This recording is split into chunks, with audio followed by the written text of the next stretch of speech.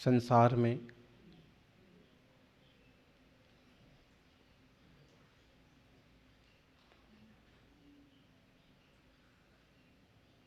आत्म तत्व ही सार है।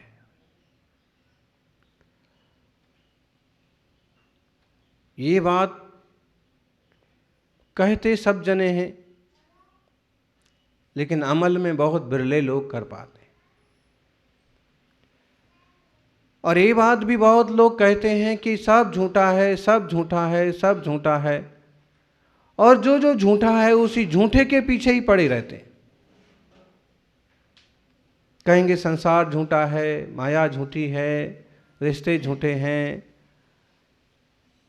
संपत्ति झूठी है, सारी चीज़ें झूठी हैं, और झूठी चीज़ों के पीछे ही सच में खुद पड़े रहते। अगर इस चीज़ का निर्णय हो जाए ना बराबर, तो इतना तो जीवन में हो ही जाएगा कि पर पदार्थों संबंधी आसक्ति टूटेगी और संग्रह वृत्ति पर विराम लगेगा, जीवन में आकुलता से बच जाएगा।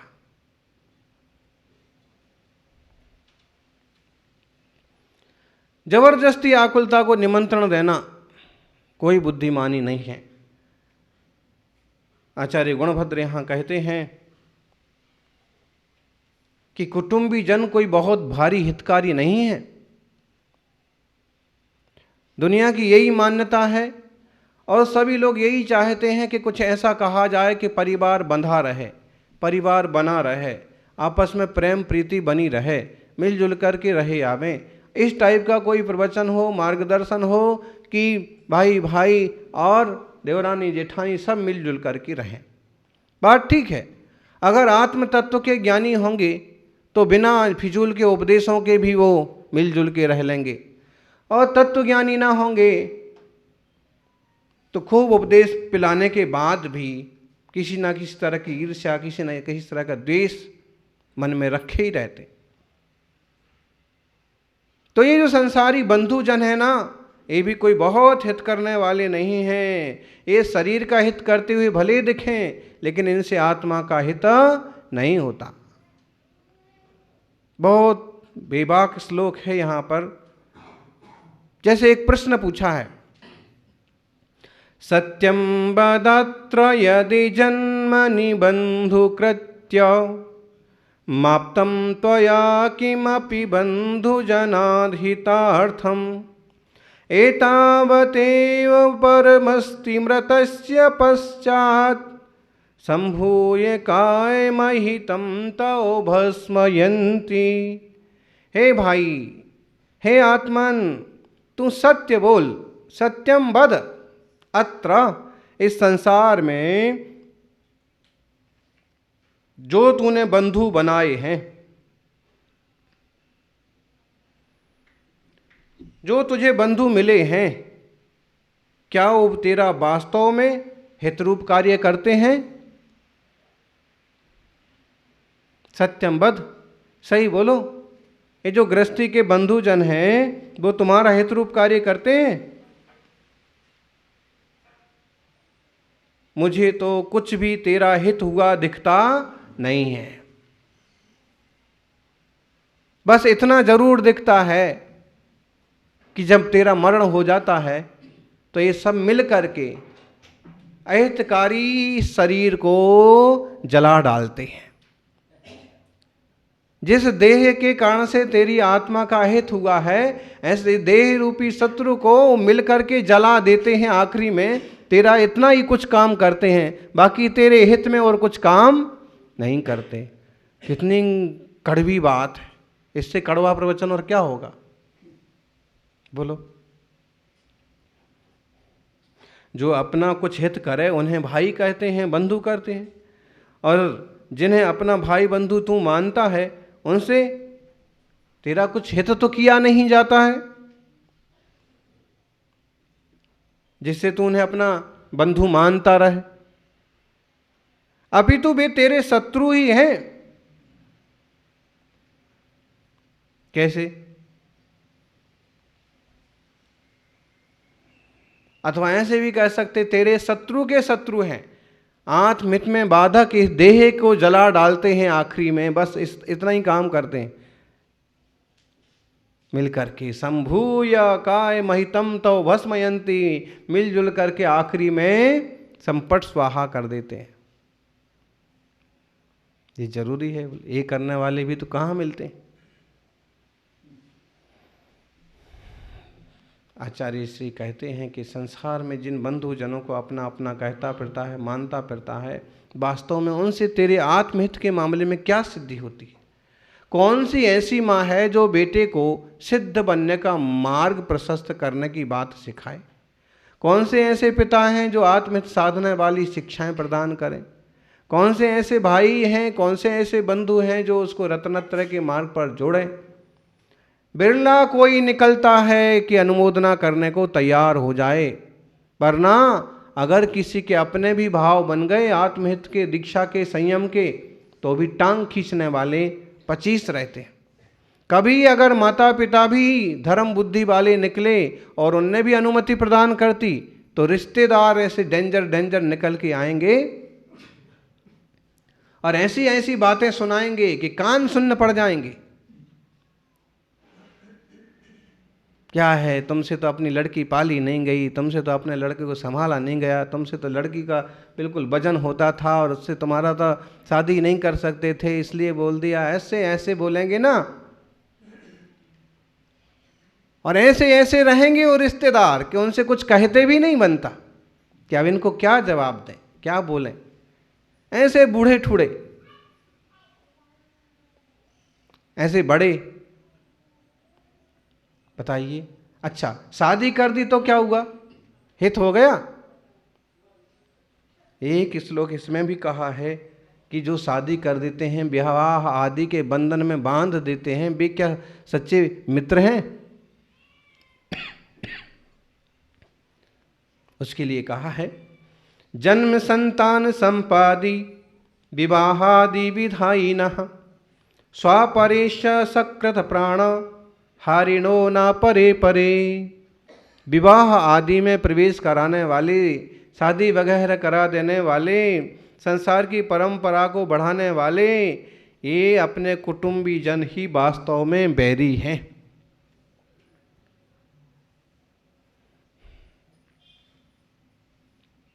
एक बार कोई प्राण हरण करता है तो ऐसे अपन कहते हैं ये दुश्मन है, ये हमें मारना चाहता है, इसने हमें मारा है, पीटा है, कूटा है। और जो इस टाइप से उलझा देते हैं हमेशा के लिए संसार में, ये मेरे पिता हैं, मेरे बाप हैं, बापू हैं। औरंगाबाद में एक छोकरा था, तो वो एक दिन कहने लगा ये हमारे ससुर जी हैं और मैं इनका जितना धन्यवाद करूं उतना कम है। क्यों? मैंने कहा क्यों? तो बोले कि इनने अपनी लड़की मेरे को दे दी।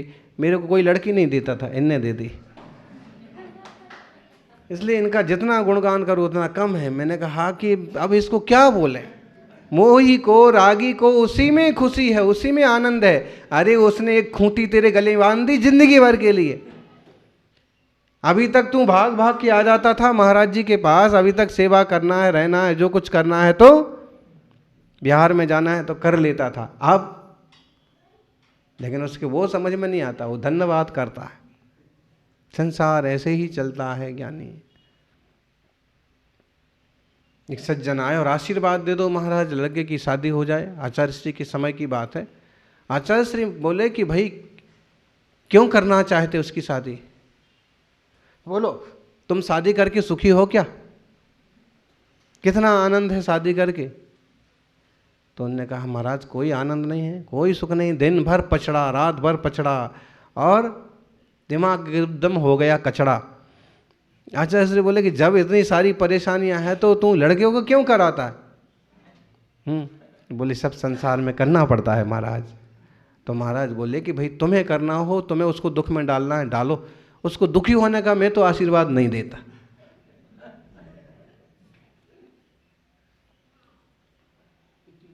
संसारी जन से ये कह रहे हैं जन्म संतान संपादि विवाहादि विवाहिना, जिससे जन्म हो, नई नई पीढ़ी बने, नया नया संसार बसे, नया नया विकल्प पैदा हो, इस टाइप की चीज पैदा करने वाले, शादी करने वाले कुटुंबी जन वास्तव में तेरे, अब ये किसी के गले नहीं उतरने वाली ये बात कि कुटुंबी जन मेरे शत्रु हैं।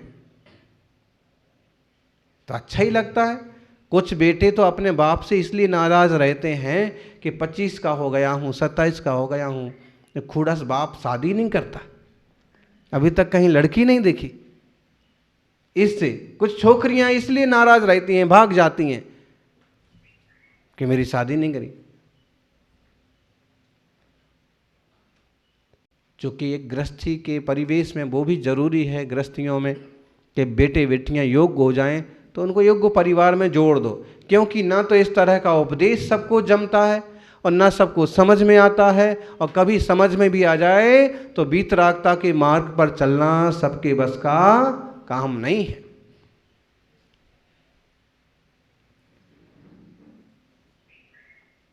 परेशान हो जाते हैं कई बार ये बेटे बेटियां भी, और अपने माँ बाप के लिए भी उल्टा सुल्टा सोचने लगते हैं। अगर वह वेद विज्ञानी हो तो ऐसे भी सोचे कि जबरदस्ती मेरी शादी विवाह के चक्कर में पड़े हैं, ये मेरे दुश्मन हैं, क्योंकि मुझे तो आत्महित साध लेना है इस पर्याय से, और ये साधने के लिए बहुत बाधक बन रहे हैं, क्लेश कर रहे हैं, आत्महत्या करने की धमकी दे रहे हैं, ये मेरे शत्रु हैं। ऐसे सोचे। जम्बू स्वामी का पिछले भाव का चरित्र आप पढ़ें, उनके पिता किसी भी हाल में उनको संयम नहीं लेने देते, और प्रज्ञावान रहते हैं तो इतना मंजूर करवा लेते हैं कि ठीक है, आप कहते हो तो दीक्षा नहीं लेंगे, लेकिन हम शादी भी नहीं करेंगे। और पिता को इस बात पर राजी होना पड़ता है कि भाई घर में रहे, जैसे रहना घर में रहे। और अगले भाव में उनका वो पुण्य पकता है कि सारे जंजाल खड़े होने के बाद भी वो जम्बू कुमार विवाह होने के बाद भी एक रात भी भोग में नहीं, वो भी धर्मोपदेश में गई और सवेरे दीक्षा लेकर के, बिरले जीव होंगे ऐसे। जम्बू स्वामी का चरित्र पढ़ना कभी, बहुत प्रेरणादायक है युवा पीढ़ी के लिए भी। अब ऐसी बुद्धि सबकी तो नहीं हो सकती है, जिनकी हो सकती है उन थोड़े से जीवों की हो सकती है। बाकी तो बेटे बेटियों की बुद्धि ऐसी भी हो जाए कि उनका बस चले तो अपने माँ बाप को सीधा ही बोल दें कि जिंदगी भर कुंवारा ही रखोगे क्या। एक इस टाइप की कथा आती है, इस टाइप की कथा आपने भी सुन रखी होगी कि राजा के दरबार में एक बार ऐसे संगीतकारों को बुलाया गया जो बहुत फेमस थे। उनकी अपनी एक देसी मंडली थी और गांव-गांव में अपने गीत गाते थे और बहुत ज़्यादा पुरस्कार वगैरह मिलते थे। मंत्रियों ने कहा कि एक बार राज दरबार में बुलाया जाए। राजा काफ़ी कंजूस था, ढेर सारे राजा बड़े कंजूस होते हैं, कंजूस जैसा था और उसको इसमें कोई रुचि नहीं थी। उसने कहा छोड़िए जी। मंत्रियों ने कहा कि हम सब मंत्रियों की भावना है, प्रजाजनों की भावना है कि एक बार दरबार में भी उसका कार्यक्रम हो जाए, उनका बढ़िया गाते हैं। अच्छा ठीक है, लेकिन हम देंगे कुछ नहीं, आप कुछ दो ना दो, लेकिन वो लोग जो है गाते ही इतना अच्छा है कि देने की इच्छा हो जाती है, बजाते इतना अच्छा। तो राजा ने अपना हाँ कह दिया कि देंगे कुछ नहीं, कितना ही अच्छा गाएं, कुछ भी करें, राज खजाना इसके लिए नहीं है। मंत्रियों ने सोचा ठीक है, पीछे से अपन देख लेंगे, कुछ थोड़ा मोड़ा दे करके समझा देंगे, अगर ना भी मिला तो। वो आए और उन्होंने अपने तरह तरह के गीत संगीत साधे, लेकिन हर चीज़ की एक सीमा होती है। रात चढ़ने लगी और 4 घंटे हो गए, 6 घंटे हो गए, तबलची तबला बजाते बजाते और थकने लगा। नचने वाली जो नृत्यांगना थी वो भी बहुत पसीने तरबतर हो गई और ये मन करने लगा कि बस अब बंद कर देना चाहिए। बार बार राजा की तरफ देखते हैं कि आप कुछ तो देवे, जब तक पुरस्कार ना मिल जाए और एक कम कार्यक्रम बंद कर दिया जाए, बाद में कुछ हाथ लगा ना लगा, कोई पुरस्कार तो मिले इस अच्छे गाने में, अच्छे नृत्य में। लेकिन राजा बस देखता और अपना देता कुछ नहीं।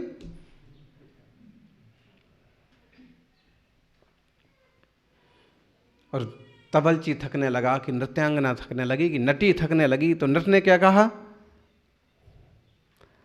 नट कहे सो नटनी।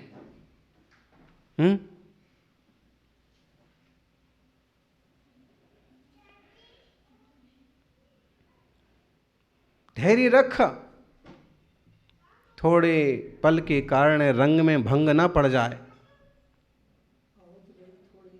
बहुत गई थोड़ी रही, थोड़ी भी अब जाए। नट कहे सुन्नतनी, रंग में भंग न पड़ जाए। बहुत गई, रात तो अब बहुत बीत गई, आधी से ज्यादा तो हो गई। उसने एक जोर से गाया ये, कि नटनी भी सुन लेवे, उसकी पत्नी भी सुन लेवे, उसका तबलची भी सुन लेवे, तबला बजाने वाला भी सुन लेवे। और उसने बड़े अच्छे से गाया, बहुत गई थोड़ी रही, थोड़ी भी अब जाए। नट कहे सो नटनी, रंग में भंग ना पड़ जाए। ये सुनते ही